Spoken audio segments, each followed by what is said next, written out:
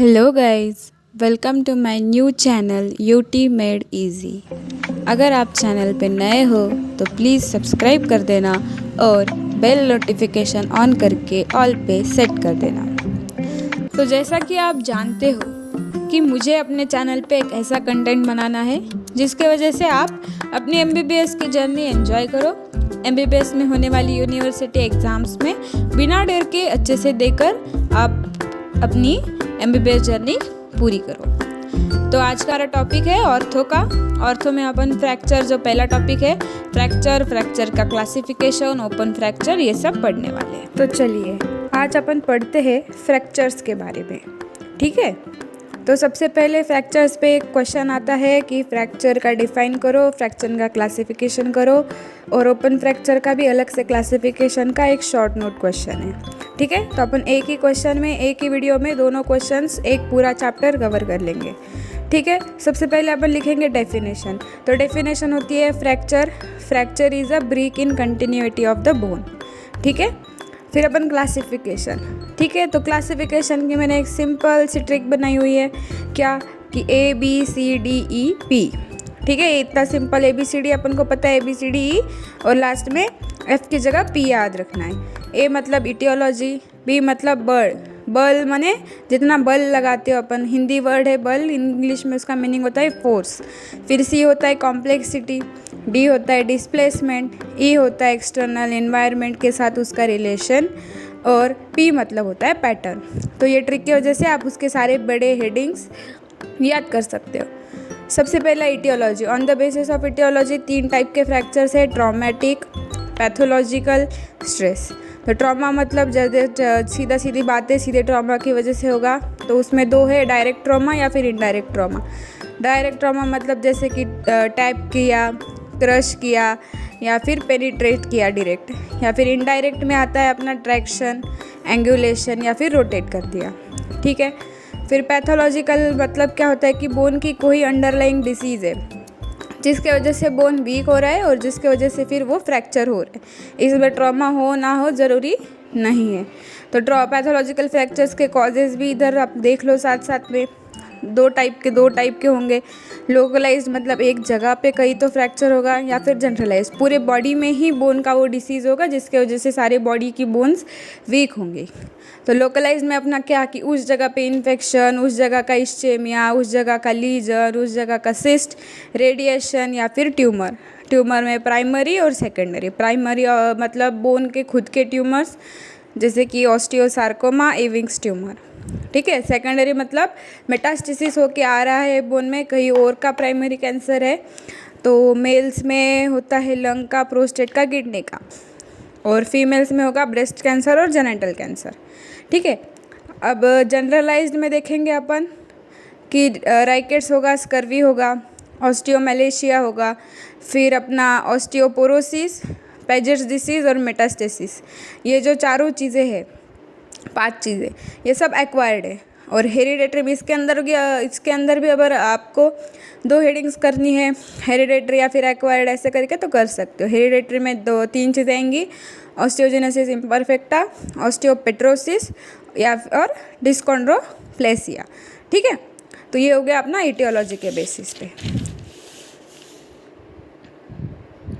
अभी अपन देखेंगे बर्ड माने फोर्स। तो फोर्स के बेसिस पे क्या क्या है, हाई वेलोसिटी फ्रैक्चर और लो वेलोसिटी फ्रैक्चर। तो हाई वेलोसिटी में सीवियर ट्रॉमा फोर्स लगेगा, इधर माइल्ड ट्रॉमा फोर्स लगेगा। ये जैसे कि एक्सीडेंट में होता है, जैसे कि ये फॉल में होता है। इसमें सीवियर सॉफ्ट टिश्यू इंजरी हो जाएगी, इसमें very little associated soft tissue injury हो जाएगी, इसमें एक्सटेंसिव डिवेस्कुलराइजेशन हो जाएगा फ्रैक्चर के एंड्स का, इसमें माइल्ड या फिर नो, ठीक है। फिर यहाँ पे अनस्टेबल होगा ये फ्रैक्चर और स्लोली हील होगा, ये ऑफन हील प्रेडिक्टेबली, मतलब ये जल्दी से और जल्दी ये हील होता ही है। अब आते हैं C मतलब कॉम्प्लेक्सिटी के बेसिस के ऊपर। तो सिंपल और कॉम्प्लेक्स फ्रैक्चर। सिंपल मतलब सीधा 2 टुकड़ों में बांट दिया, मतलब फ्रैक्चर हुआ और उसके 2 पीसेस हो गए, और ये इजी टू ट्रीट होगा। और इसका क्या होगा, मल्टीपल पीसेस होंगे, ठीक है, और यूजुअली डिफ़िकल्ट टू ट्रीट हो जाएगा।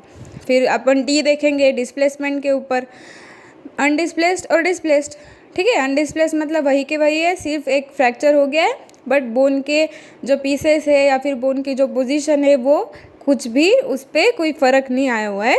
डिस्प्लेस में क्या होता है, क्यों डिस्प्लेस हो जाता है, इसके 3 टाइप से, या तो वो रोटेट हो जाएगा ऐसे, या फिर वो ऐसे शिफ्ट हो जाएगा, या फिर ये ऐसे कोना बन जाएगा यानी एंगुलेशन बन जाएगा।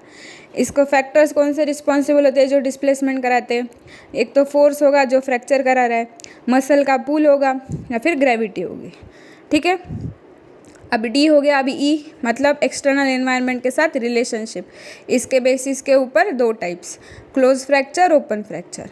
क्लोज मतलब क्या कि जो फ्रैक्चर है अंदर के सॉफ्ट टिश्यू मसल्स है वो सब इन्वायरमेंट के साथ कम्युनिकेट नहीं कर रहे और स्किन वगैरह सब इंटैक्ट है।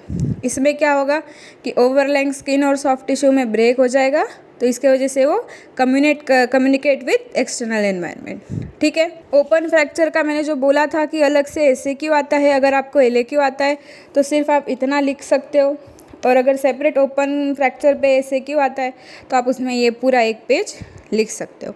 ठीक है, तो क्या है ओपन फ्रैक्चर की पहले डेफिनेशन लिखेंगे।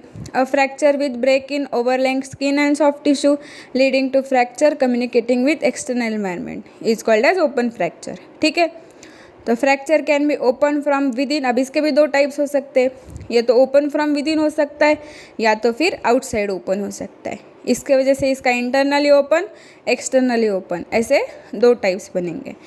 तो इंटरनली ओपन में क्या होता है, देखो ये जो sharp pieces of the fracture and है ना, वो पियर्स कर जाएंगे फ्रॉम विद इन स्किन को, इसकी वजह से ये इंटरनली ओपन हो जाएगा। और एक्सटर्नली ओपन में क्या होता है कि ऑब्जेक्ट जो फ्रैक्चर कॉज कर रहा है, आउटसाइड का जो ऑब्जेक्ट है, ये जो फ्रैक्चर करा रहा है वो स्किन को लैसरेट करके और सॉफ्ट टिश्यू को भी लैसरेट करके अंदर घुस जाता है और इसके वजह से वो ओपन हो जाता है। तो ये हो गया एक्सटर्नली ओपन, हो गया इंटरनली ओपन।